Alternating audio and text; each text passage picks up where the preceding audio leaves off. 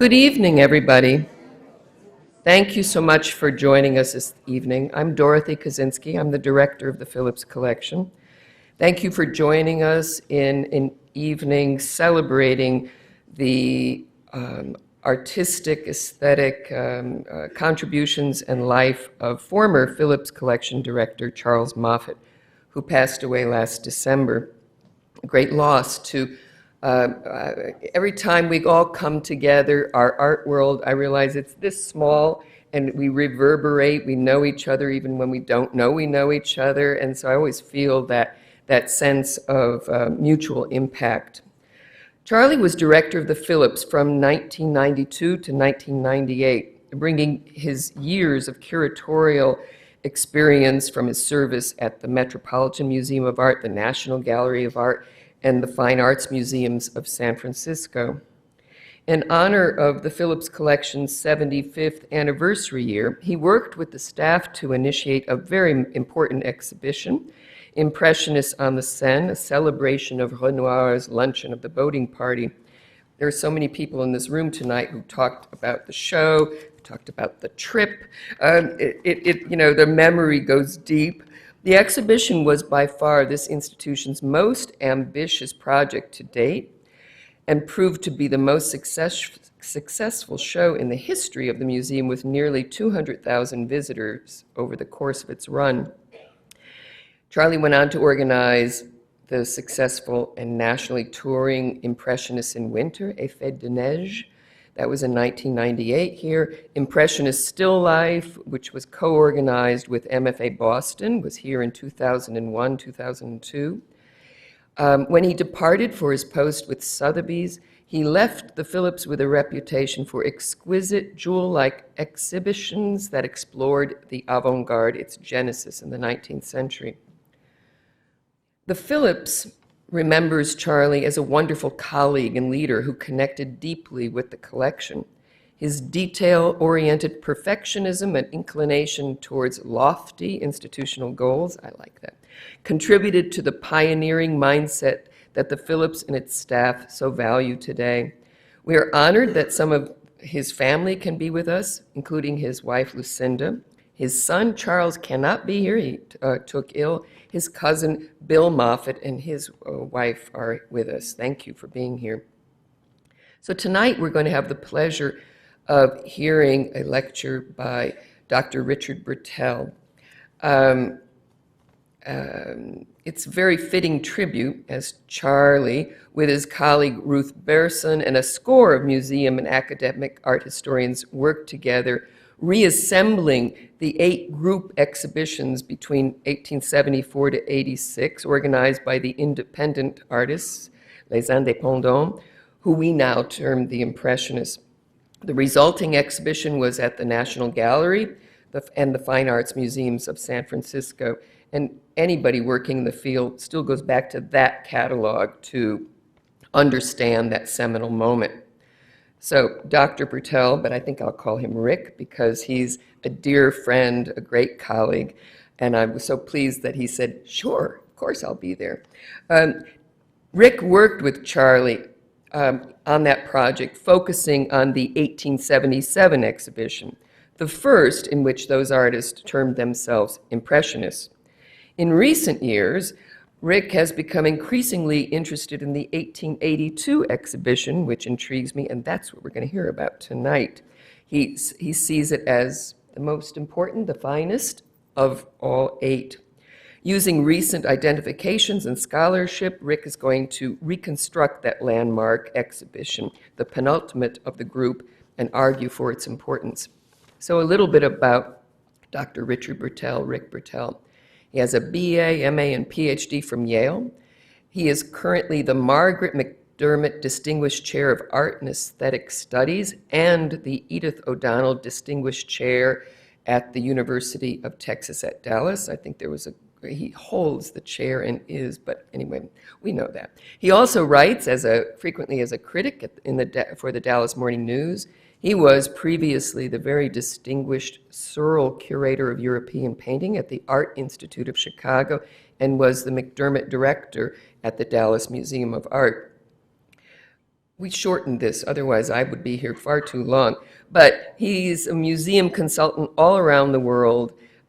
He has negotiated incredibly important gifts to museums. He worked with Elizabeth and Felix Rohatyn, former ambassador to France, and Françoise Cachin, former director of the French National Museums, to create FRAME, as we used to say, the French Regional American Museum Exchange, for which he deservedly, he deserved more than that. That was quite a talk about cultural diplomacy. He became the commandeur of the Ordre des Arts et Lettres.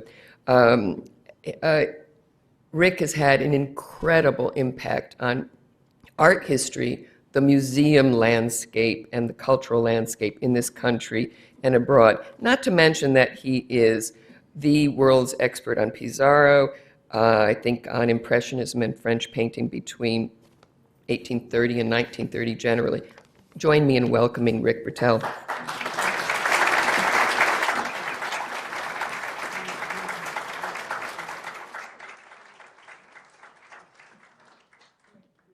Thank you so much. I'm very happy to be here tonight, and I'm really happy to talk about a project that really comes to fruition as a result of the early ambitions of Charlie Moffett.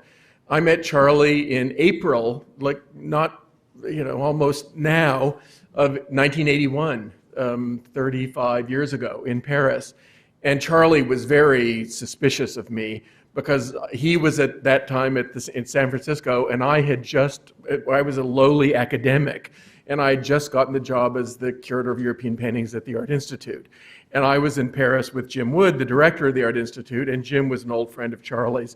And so we met, and Charlie gave me that inscrutable look, and, are you really up to this, kid? And I thought, oh God, I'm terrified of this man. And then the next day, we spent a whole day together looking at art. We went shopping for each other, and we bought works of art that remain today.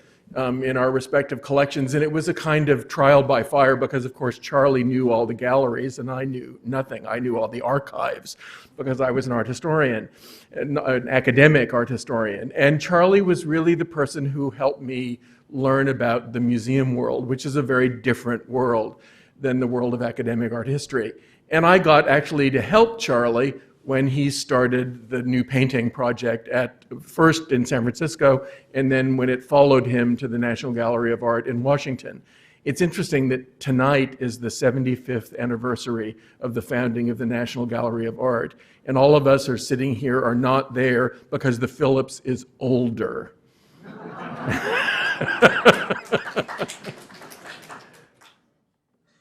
I found these photographs of Charlie online. Charlie's not, he didn't like to be photographed all that much, and you can tell because there aren't so many photographs of him online. But he always looked, especially towards the end of his life, inscrutable. When Jim Wood introduced me to him, he said that that Jim himself had always thought that Charlie worked for the CIA, and he was infiltrating the museum world. He was so inscrutable. And that inscrutability was one of the most wonderful characteristics of Charlie, and the fact that he was a man of very few words. But we began to work together, and it was a really exciting process. What I want to do before I jump into the body of the lecture is to sort of defend. I come from Texas. I'm not a Texan, but I come from Texas, and I know what you all think of us. And I know that you think that all that we export is this guy named Cruz. But I wanted to show you that there are actually really interesting and exciting things in Texas. And this is the new Institute of Art History, which was founded a year and a half ago with an endowment which is now $30 million. Only in Texas does one raise that for art history in a little bit more than a year. And this is its office at the University of Texas at Dallas by my friend Corky Cunningham, who's sitting in the audience. And it's a place where people look at art history, and it's a place which is also wonderful because all of the bookshelves are filled with the complete set of auction catalogs in London, Paris, and New York from 1945 to the present. So students in art history who know nothing about the art market understand that, in fact, the art market has art in it, and it's important for us to learn about it. That's, in fact, my office. those wonderful chairs. All the chairs are old and all the art is new. It's a kind of combination. And the interiors are by Corky. This is where the graduate students work, and I have some anarchist drawings by Pizarro there to remind them that the end is near, and a seminar room right here. But then we have an even more amazing space right in the middle of the Dallas Museum of Art so that students really work with objects in a way that I learned not from my art history days at Yale, but from people like Charlie. So it's a low room, and we wanted to have a floating cube of light, which means that we had to have a mirrored ceiling. So what you think of in terms of love motels is actually become something quite beautiful in the Edith O'Donnell Institute of Art History, where one has a living room for art historians in Dallas, a wonderful seminar room, beautiful offices for visiting scholars and fellows, a little meeting room, and this wonderful world of mirrors. And it brings me to this, the most wonderful world of mirrors in the entire history of art, the picture that's more than any other picture about mirrors. And you might think, why am I showing you this picture? Because it's by Manet. Manet was not an Impressionist. He never exhibited with the Impressionists. But this Manet was shown at the Salon of 1882 at precisely the same time as your great Renoir, and it's precisely the same time as the Impressionist Exhibition of 1882, which I'm going to reconstruct for you. And what's interesting is that even though Manet's tertiary syphilis was in terrible shape in the spring of 1882, he got up the stairs and helped Gogan and Renoir hang the exhibition. So the man who painted this and who painted this, we now know, because the Getty has recently bought it for an obscene amount of money, the other picture by Manet that was in the Salon of 1882, the wonderful portrait of Jean de Marcy, which is Spring, which is now you have to go to California and see it, and it's practically worth the trip, though it's quite a small picture. I show it to you here because to tell you really how odd Manet was as an Impressionist, because these two pictures, the one on the right painted by Manet in 1881 and the one on the left painted by Renoir in early 1882, represent the same woman. And you think, portraiture. And you look at, she's got dark hair, dark eyebrows, dark everything, and on the other one she's got red hair and red eyebrows, and can she be the same woman? And she is the same woman, but of course Manet turned her into another woman because he was painting her for the Salon, and Renoir was commissioned to paint an informal portrait of her. She was 16 years old. And the difference between those two pictures tell you a lot about why Manet never became an Impressionist. The exhibition of 1882 had the smallest number of artists of any Impressionist exhibitions. The problem with the Impressionist exhibitions, as we learned from Charlie, is they all had too many artists, most of whom today we've not heard of and we don't think of as Impressionist. And we don't study those artists and we know very little about them, except this exhibition, which only had two artists who we would think to be minor, Guillaume and Vignon, and I'm going to argue against their minorness in this lecture.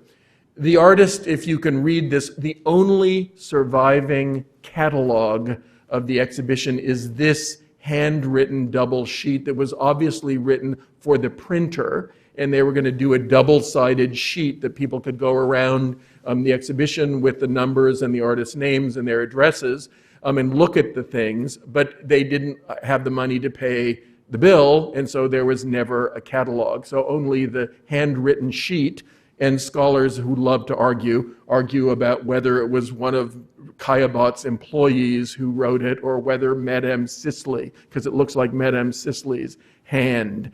And it's not quite clear who wrote this catalog, but it is the only surviving catalog of what was the most important, the most concentrated, and the most beautiful of all Impressionist exhibitions. Now, what's fascinating about it is that unlike all the other Impressionist exhibitions, of which there were 7, there were 8 in general, and this is one, unlike the other 7, it was in one room, hence my title, All in One Room.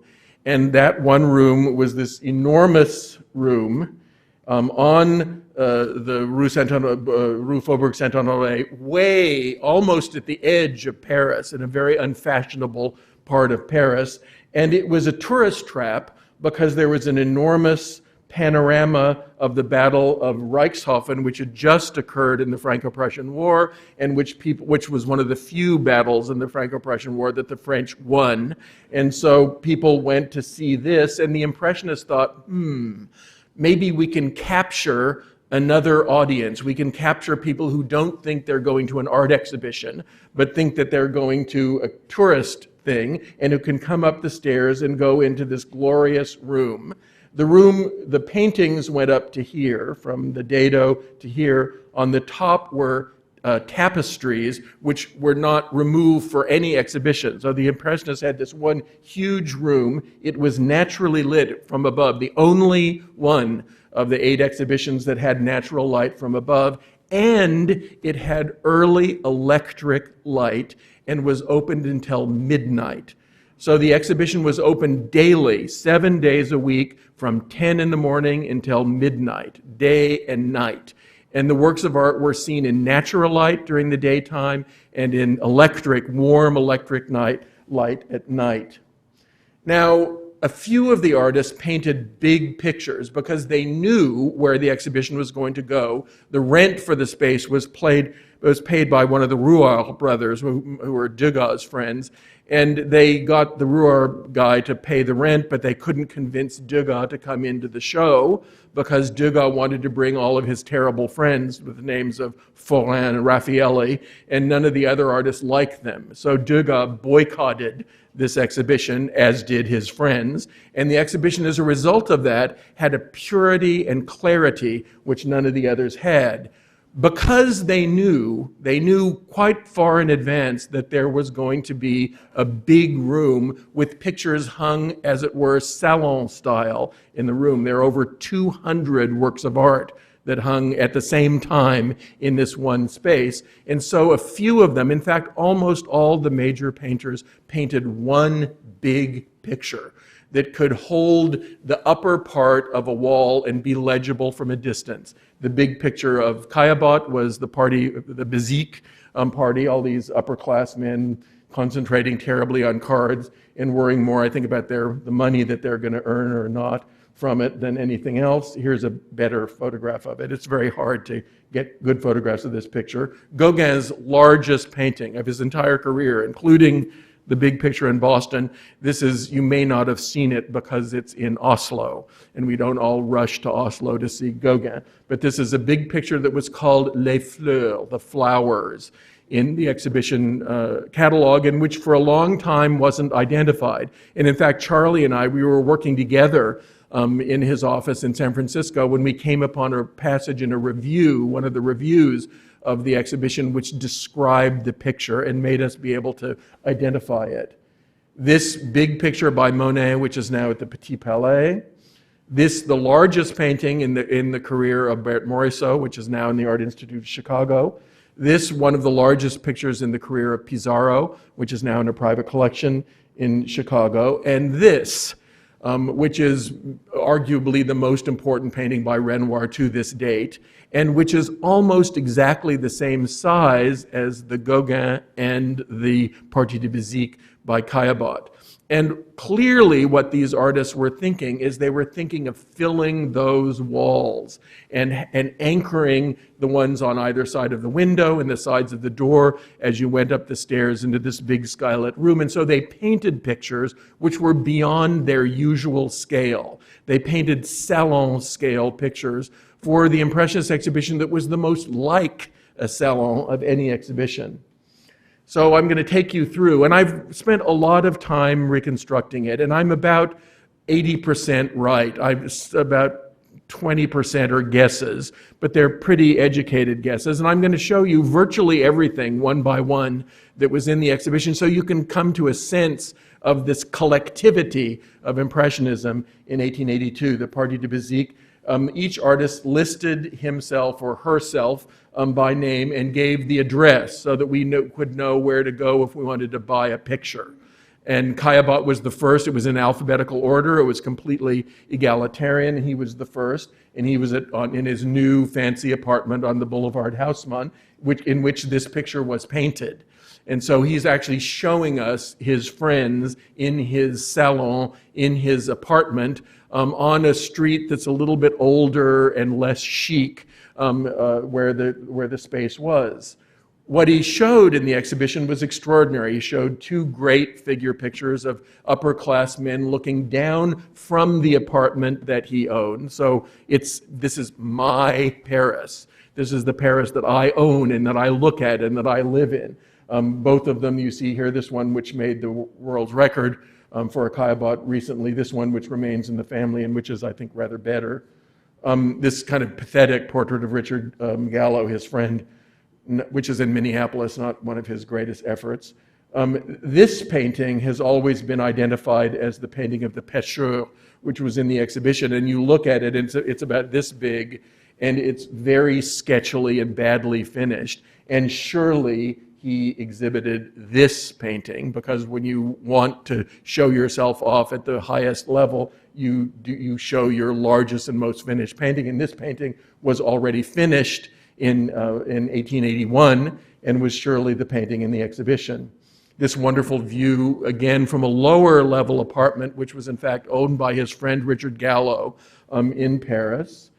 His most important still life painting, which all of you have seen recently, and which was bought for the Museum of Fine Arts Boston precisely when Charlie was doing the show. And it had been so little in Boston that Boston refused to lend it to Charlie's show, the new painting in 1986. This picture has always been identified as the view of Trouville, and it's a crummy, unfinished, bad, poorly composed, unsigned painting. So why people think it's it, when either of these paintings, both beautifully finished, both really interesting, both signed or stamped in his lifetime, are much better candidates. And those of you, I think probably all of you, saw the great Caillebotte exhibition at the National Gallery in Washington, which sort of excluded pictures like this, which are, to me, amongst the best of Caillebotte's landscapes. Two landscapes of roads, one that goes to the sea and the one that goes into the wood near Trouville, a wonderful seascape, which remains still in the family, and either this or this, these vertiginous views up the hill looking at these kind of vulgar villas. And we think Americans have bad taste, but the French actually equal us at this period of time in these ridiculous houses right along the beach. But the paintings are marvelous, and these kinds of paintings were left out of the exhibition in Washington in a way which I think is ill-advised. Then Paul Gogan, who lives at 8 Rue Carcel in Vaugirard. And Vaugirard was not yet incorporated into Paris, and it was in the southern sector, not the chic part of the city. And this is his interior of his house there. He showed several wonderful, tiny still lifes. And what's interesting about this, and you'll see this throughout the reconstruction, is that when you hang pictures on large walls, you need all sizes in order to make them work on the wall. And so a number of the artists deliberately included small compositions in pairs or trios that could fill in between two larger pictures. And so this marvelous little still life with oranges, which is in Rouen, which is in Rennes, was there. And this painting, which I love, and it's about this big, in a private collection of one little flower in a little ink pot sitting on one of Gauguin's precious textiles, is another. This is the painting that's always been thought to have been in the exhibition, but it was undoubtedly this one, which was found recently from the storage rooms of the Hermitage and as part of the Hidden Treasures exhibition by Gauguin, and which fits very well with other still lifes by other artists. Two views of his children, this tiny picture with a still life and a portrait of his child. And if you went through the exhibition, you could see that stove in another picture. You could see children going back and forth. This bed, a corner of this bed appears in that big picture. And there's a sense in which this guy's family, the way I live, my Paris, my apartment, my part of town, my Vaugirard is there for you to see. This is the garden wall. This is the view of the little church. One of the few night pictures in the exhibition, and another garden picture, all by Gauguin. And there was a picture called Usine, for factories, and nobody knows what it is, and it certainly isn't this. I mean, he wouldn't have shown this ghastly picture. But the reason I'm showing it to you is because it's clear that that picture is now lost, that we actually don't know what the picture, which is catalog number whatever, called Usine in the exhibition was. Then Armand Guillaumin. We all love to hate Guillaumin. He won the lottery when he was, a little bit older. He had plenty of money. He painted one terrible picture after another towards the end of his life. And we sort of forget about his early career when he was poor, when he was a political radical, when he was a really interesting painter. And for Pizarro, Guillaumin was one of the key figures in the movement, and there were a large group of modern landscapes, modern suburban landscapes of Paris by Guillaumin in the exhibition, as well as a series of views of Paris and of parts of Paris. This is a part of Paris that's often painted, and this is a part of Paris which was not often painted. And it shows, a bathing establishment, factories, people fishing because they're too poor to go to the fishmonger and buy their own fish. And there's a sense of a kind of working class landscape painted with a vivacity and clarity of purpose, which is really remarkable. A picture which deserves to be better looked at and better understood. This wonderful picture called Les Deux Trains, the two trains puffing at each other with all their smoke filling up the surface with thick white viscous paint, and with the fields by the factory belching out. This is a modern landscape par excellence. And when we talk about the modern landscape, we only talk about Monet. We don't talk about Guillaumin. Another view of the Seine, another view of the Quai de Bercy, of the part of Paris which is now kind of coming back again and which was then not so attractive. And then a group of pictures called Etude, which were probably small oil studies that are very hard to identify, though this one was bought by Duranwell after the show and so probably was in the show. And it's about this big, so you have to imagine it being rather more attractive in a smaller format than it looks here. And then a whole group of pastels. We don't think of Guillaumin as a pastel painter, and because Degas was not in the exhibition, Guillaumin felt powerful enough himself to exhibit a whole group of really fascinating and very diverse pastels, which again we know almost nothing about. They have very little market value today.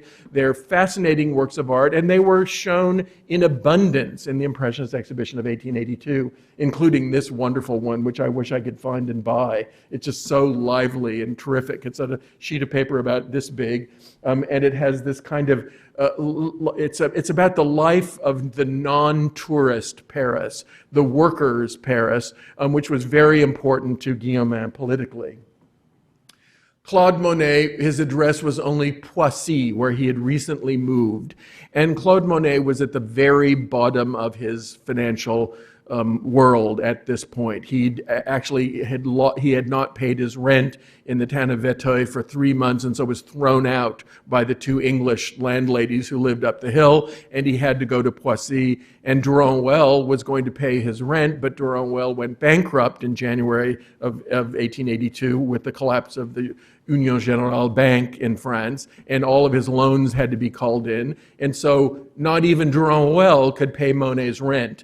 And Monet was completely at wit's end, and so Duranwell arranged the exhibition for him. And Monet never attended the exhibition of 1882, not even the opening. He never went. But what was there is amazing. and a whole group of spectacular pictures of the ice flows in Vétheuil, a general view of Vétheuil, one or the other of these views of the old church in Vétheuil, a great series of pictures. This one is now upstairs in the galleries. Is it a Stecklin picture, Dorothy? Yeah. And this one is at the Cleveland Museum with these wonderful calligraphic skies, extraordinary group of pictures. A group of pictures of the Bras de la Seine, of the Seine as it bends around the islands near Vétheuil. This is actually a horrible slide of a beautiful picture of Lavacour across the river. This at the National Gallery now, and this smaller version at the Norton Simon Museum, were both in the museum. This is Monet's second garden, and the garden that's the least written about because he didn't own the land. And this is the house where the Monet family lived, and the Ochaudet family. This is a staircase which they did not own, and they didn't own the land. And Monet got cheaply from a bankruptcy sale these blue and white vases and planted all these sunflowers and created this whole world of sunflowers, which is, to me, his most beautiful garden. And the Seine is right down the hill from it. This marvelous picture of a beached boat in the north, and then a series of pictures. This picture is also upstairs in the gallery from the Stecklin collection. Another of it. And so it was the first time that Monet's North Coast pictures, the pictures that have no figures or almost no figures, that are about the difficulties of nature, that are not about the beauties of the Ile-de-France, which had been his subject while a classic impressionist. And there's one after the other of them, which were in this exhibition, including these two. It would be fascinating to look at them together on a wall. This wonderful picture of a windswept tree, a bent tree, overlooking La Manche, the English Channel, and then a group of spectacular floral still lifes. And this is the great exhibition for floral still lifes, as you'll see, both the sunflowers, which reverberates through the history of art, this picture, which is now at the National Gallery, this picture, which is in the Duranwell family collection, is red chrysanthemums, and then two pictures of gladioli that were painted as decorations for the Duranwell house, and which are very thin, and which can also play a role between pictures in a very dense hang. And that's what happened, and you'll see that when I conclude. This glorious painting, very beautiful, very important, and very reverberant in art history, of the two pheasants and the two woodcocks, which is now at the Minneapolis Art Institute. Madame Berthe Morisot was the only person in the exhibition whose name was listed, not her married name, though she is Madame, but her maiden name, Berthe Morisot, and no address. So no one could find her. So she's the anonyme. She's not anonyme, but her place is anonyme, and this was her great picture of her. This is the wet nurse of the family who stayed on as her little daughter got older and became a sort of member of the family. And we see her again with redder hair in this thing. We see her here with a little girl. We see her daughter here in Bougival. We see dad and daughter. This is a better chromatic image, but this image gives you a sense of the wonderful flow of paint across the surface and the use of a kind of canvas background, almost like paper in a watercolor, that's so extraordinary for Berthe Morisot, and the servant who was, doing the laundry in the backyard. So we've got, for Gogan, for Caillebotte, and for Morisot, a sense that I am showing you my life, my kid, my husband, my servant, my house, my life. And the directness of these paintings and the sense of intimacy which one could feel in this enormous room is something amazing. She'd also started to go down to Nice, and we're lucky in Dallas to have this picture in the Reeves collection of the Dallas Museum, and it was in the Impressionist Exhibition of 1882. This painting has just entered a private collection in Dallas, which was also painted in Nice, the servant and her daughter in the port of Nice. And then this marvelous picture, which has also recently entered a private collection in Dallas. So you have to come down and visit us because we do have good things. Camilo Pizarro was in Pontoise, that's all he said. No street address, because in fact he just moved in March from one, because he couldn't afford his rent, so he had to go to someplace a little bit less expensive. And this was his big picture, which was sold to a private collection in Dallas by Waring Hopkins about 5 years ago. And the husband is a great golf player, so Waring convinced him that this was peasant woman searching for a golf ball. And that's how he sold the painting. And it worked, and the painting is glorious, and it is part of a huge group of figure pictures, and it's because Renoir and Pizarro were each competing with each other and each thinking about filling a big room with pictures that had wall power, pictures that could communicate from a distance, which is very difficult for landscape paintings to do. So Pizarro begins in 1881, as they're thinking about this exhibition, to finish and do that. This is an Etude. This is a study of shade, and this is a study of sun. And they're a pair of pictures, this one in a private collection in Germany, this one in the Toledo Museum. Wonderful pictures about sort of peasants, rural workers, chatting, sitting in the field, living life very well, not being the downtrodden peasants of Millet, being the opposite of the downtrodden peasants of Millet, but dominating their pictures and living very satisfied and fulfilled lives within these pictorial contexts. Two wonderful portraits. This is a neighbor of the Pizarros, a picture which is at the Met. And this is their servant girl, who was in fact Pizarro's niece, Pizarro's wife's niece, who was making her coffee in the morning in a picture which is in the Art Institute of Chicago. This is in the National Gallery. And it's a young girl who lived nearby, who Pizarro's wife employed, and therefore Pizarro got her to sit for her. There are small pictures about peasant conversations and digging. These are pictures that are about this big, that can play a role in the walls as you go. A really terrible picture. I'm sorry Pizarro painted it, but he did. And it was caricatured widely in the press, and you can sort of understand why. And then a charming picture of a goat girl in this very complicated background. These pictures are really crusty and rough, and Pizarro was writing at this period of time about creating surfaces that were like the crust of French bread. He wanted these wonderful crusty surfaces, and the paintings were all unvarnished so that they looked like the crust of bread. Two landscapes. This is the prison, oddly enough, in Pontoise, and this is a view with his family having a picnic, and then another view of his recently born child and a family friend taking her home from the fields. One of the market scenes, and then this beautiful, very large and very important painting, which is tempera on silk. It was a new experiment for Pizarro, and it's about 2 by 3 feet. So for Pizarro, it's very large, and it was a picture that had a kind of command, even though it was not a traditional oil painting, and it was not painted on canvas, but on silk, because the wonderful quality of the tight weave of the silk with this matte surface of the tempera worked very well for him. And then Renoir, 25 Rue Saint-Georges.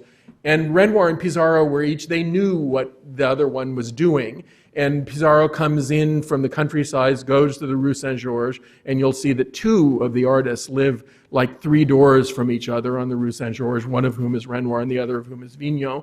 And what they do, of course, is they all get together and they say, well, which ones do you think and which ones are you putting in? And they're all planning the exhibition together. And this was, of course, this major masterpiece, probably the greatest painting he painted in his career to this date, and maybe the greatest painting he ever painted, which there are no drawings for it. It's this amazing achievement by an artist, and it represents a world which is so the opposite of the world represented by Manet in a picture of almost exactly the same size in the Salon. But look what else was in the exhibition by Renoir: the Clark Art Institute, the Art Institute of Chicago, the Clark Art Institute, the Art Institute of Chicago, Major, St. Louis. These are 2 dweebs, so I put them together. And this one, Fortunately, there's no good photograph of it online, because if it were a good photograph, it wouldn't be any better. Wonderful pictures of these kind of seductresses who, the guys go for. And what's interesting is that both these pictures were the only pictures by Renoir that sold in the exhibition. And this, which I love, the reader, and this little girl, Renoir had not really started yet to have a family. He had just begun to think about the family life, which is so much an important feature in the work of Gauguin and Morisot. And he didn't have a family, but he began to paint children. And he began to be interested in children. And within a year, he was married. And within another year, he was starting a family of his own. Glorious landscapes. I mean, the best landscapes and figure pictures. The National Gallery, this wonderful blooming chestnut trees in a private collection in New York. This also in the Metropolitan Museum. And then he goes, he takes his first trips outside of France. I am a big guy and I am traveling. And so he goes to Algeria and he includes this and this. This is still owned by Steve Wynn, so you have to go to Las Vegas to see it. And two important views of Venice, because he loved Venice and painted two big and ambitious, not entirely successful. And you can measure this because you have so many pictures of Venice upstairs from the Allen family collection. And then a group of floral still lifes which rival those of Monet and which clearly played a role in the hang. The lilacs, the peonies. This is geraniums, this terrible slide, and there are two cats playing down here with ribbons and things from the painting. This is a fabulous, big, evocative, wonderful still life by Renoir. And then this, you'd think it's by Bonnard, and it's painted by Renoir in 1881. And it's a simple bowl of plums placed on a white tablecloth with three errant plums having fallen off the stack. And of course, he's thinking about Chardin and Chardin's perfect little stack of plums, and he's letting his stack go away and fall and become informal and become beautiful. Sicily was at a really low point in his career. He just moved to Moret, which is near the forest of Fontainebleau, and which is a place that was never associated with Impressionism. It was a place that was associated with the Fontainebleau school, with earlier landscape painting. And he painted a whole series of landscapes, and most of the landscapes he exhibited in this exhibition were painted in the winter and autumn when the trees had no leaves. And they're about the structure of trees. And I'm just going to show you a group of them. This is a picture, this is so terrible, but there's no other painting by him that fits this title. And so it has to have been in the exhibition, unfortunately. And it's also about, it's too big. You'd like it if it was like this, and then you could hide it.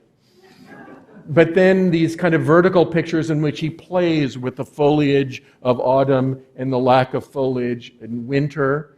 Wonderful pictures again that are in the same forest at two different seasons and use. It's never in summer.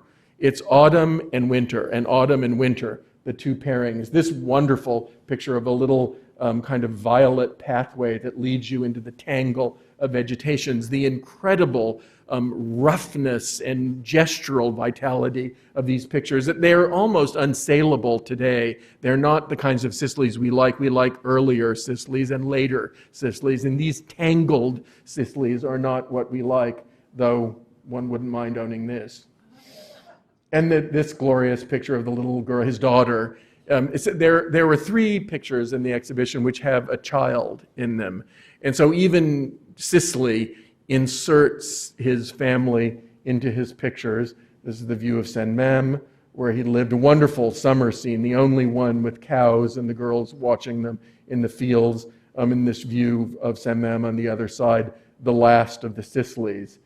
And then Victor Vignon. If you've ever thought that Victor Vignon was a great painter, I salute you, because almost no one has heard of him. He doesn't even make the day sales in Sotheby's and Christie's, except rarely, but his paintings are really wonderful. And you note that he lives 4 doors down from Renoir on the Rue Saint-Georges.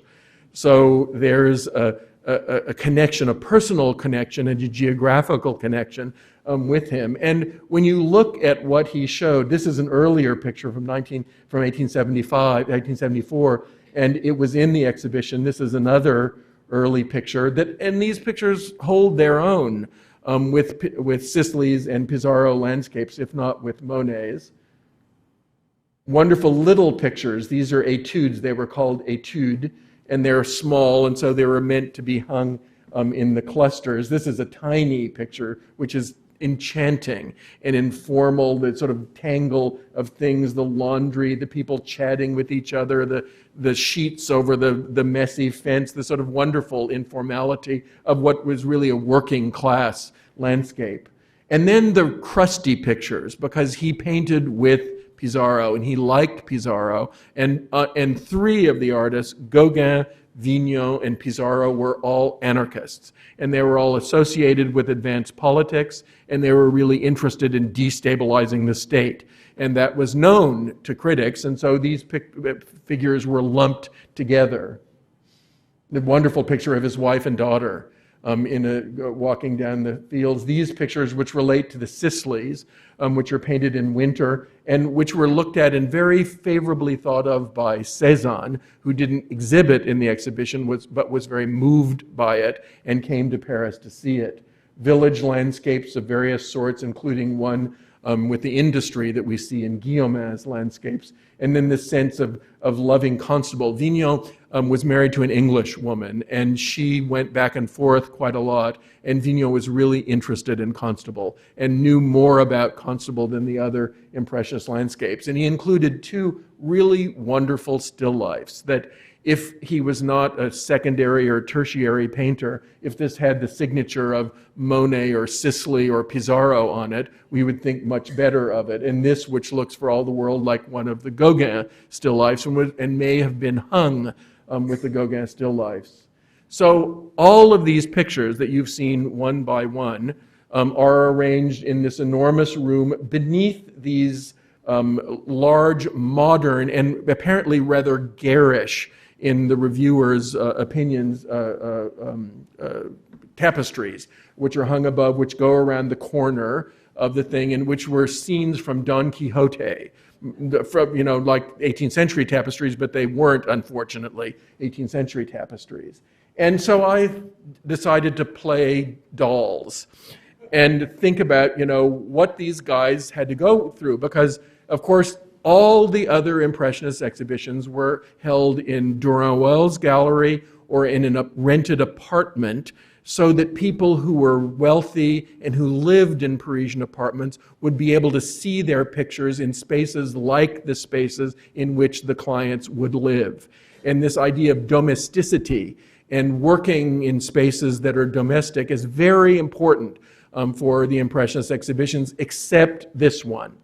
And so they were used to hanging pictures next to each other in the modern manner, with even space between each other, which was very unfashionable in France at that period of time, so that the earlier Impressionist exhibitions looked a good deal more like the Phillips than these. And so imagine having all this wall space and working. And of course, what they had to do in Gogan, there's one wonderful Gogan letter in which they have to resort to laying the pictures on the floor and making the patterns that are the same scale as the room, and then hanging them. And they realized they had to hang the biggest pictures the highest up. They were hanging as if they were in a salon, but what they were hanging with, the quality of pictures, picture by picture, room by room, in this, not room by room, but wall by wall in this space, was extraordinary. And when you begin to play dolls with these things, being the curator who wasn't there, being Manet who comes up the stairs with his cane,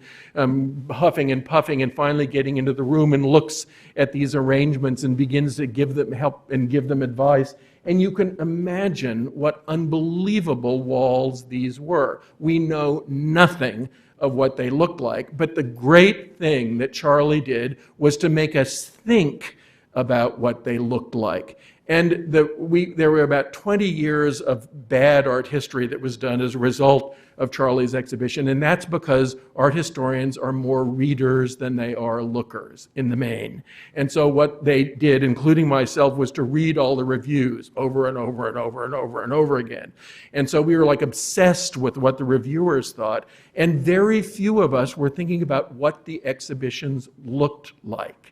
How, when you walked into the rooms, they struck you, the order in which you saw things. And that leap is a leap that's only being made recently. And the ingredients, I mean, Dorothy and Charlie and I would have such fun if we were in that room with those pictures, hanging them all at the same time, because the pictures were new. They were essentially valueless. Nobody cared what they were worth. It wasn't like the Allen collection upstairs that you need a bank vault practically to insure. And in here, they're new, they're informal, they're of various scales, and you can see why they needed the little pictures, because you need to fill in, and why you need, these pictures, and why you put the figure pictures up high. And I've done these so that they're accurate in terms of the scale of the object. I didn't include frames for obvious reasons.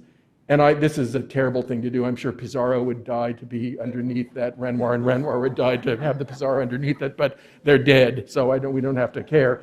And these two glorious Monet still lifes, and the Renoir stands up to this very strong Caillebotte, and you can imagine this Caillebotte with here is what's his name who owned the Efrusy. Here is Efrusy, and there's a guy who's like, for all the world, from the same point of view, the same social class, the same type, by Caillebotte.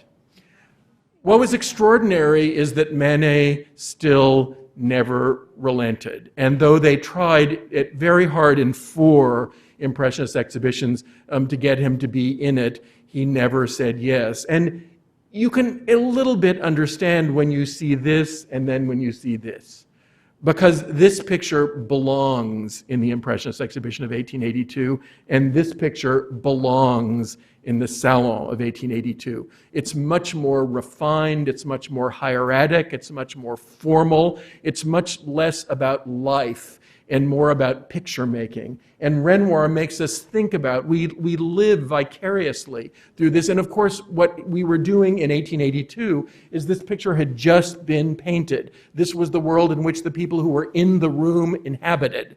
And so the directness of communication, of visual communication, and when you put them together, it's almost terrifying, because Manet wants, you have to stand in front of that goddamn figure and you have to think about it, and she's always looking at you, and you're thinking about, why is she looking at you, and where am I, and how do the mirrors line up, and why does this picture not make sense? When you look at this, you don't have any of those questions. You want to be there. You want to grab a glass from the table. You want to go and talk to people. It's part of a world of conviviality, of middle class and upper class conviviality, in which they're combined in the out of doors, which is so different from this world, in which the world of that man in the top hat and the world of this server looking at him are so different that it's unbridgeable. The gulf is unbridgeable. What's fascinating, though, is that it was this picture that Morisot, his sister-in-law, was thinking about when she was painting a view of a completely unprepossessing subject, but equally frontal and equally about being looked at, equally about beholding. And what's also fascinating is that the show was a failure.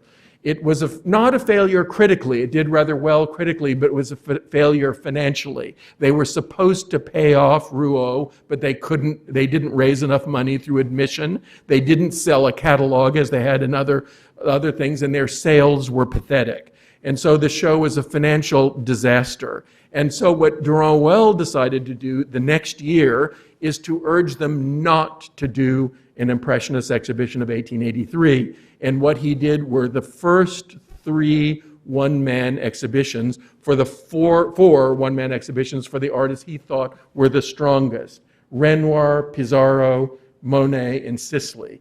Each painter had his entire gallery and showed between 70 and 90 works of art by a single artist, all of them in their 30s or 40s. And this idea of an immersion into one sensibility was something that Renoir thought would work better than this all-in-one-room idea of the Impressionist Exhibition of 1882. Yet we must not forget who was there. Who was there? Cézanne. Cézanne made 3 trips to the Impressionist Exhibition of 1882. Cézanne looked at that caillebotte, not closely because it was hanging way high up on the wall. And how does it reverberate with him? Well, it's so obvious how it reverberates with him that one doesn't even need to explain it. But another much more interesting one, and one that shows you, an example that shows you how artists' minds don't work in linear ways, is the case of Gauguin. Gauguin was thought by most of the critics to have had the weakest representation in the exhibition, and only the big painting was remarked upon by several critics. However, Gauguin was on the hanging committee. Gauguin was very involved in the exhibition, and Gauguin thought about it quite a lot. This is a picture he paints the next year, thinking about this Renoir. And what's riveting is how the exhibition reverberates in his career. Here is the first great sunflowers in the history of French art. Here is the second great sunflowers in the history of French art, which was in Gauguin's bedroom in Arles when he arrives in October of 1888. And here is Gauguin at the end of his life in 1901, painting those things from memory, from thinking about them for years and years and years. He hung this painting on the wall. He told Monet about it, though Monet had already worked on this. There's an exchange of letters, and we have this reverberation through it. There are also his wonderful, huge floral still life with 2 cats. Well, who had painted a vertical floral still life with 2 cats? Renoir. Where was it? In the Impressionist Exhibition of 1882. Who was there looking at it? Gauguin.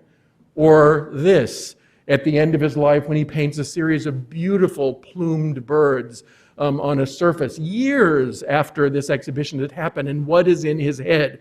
What is in his head is those iridescent, glorious pieces of paint on the busts, on the stomachs, or whatever you call them, of those 2 beautiful pheasants. And he's thinking about this. It's still in his head in 1902 when he's almost at the end of his life.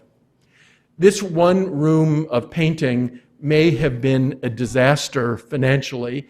It may have come at the worst point in the history of French economics in terms of the art-buying public, which is why it was a disaster financially, but it was not a disaster in any other way. And what Charlie started us and me to think about is something that still reverberates. Thank you.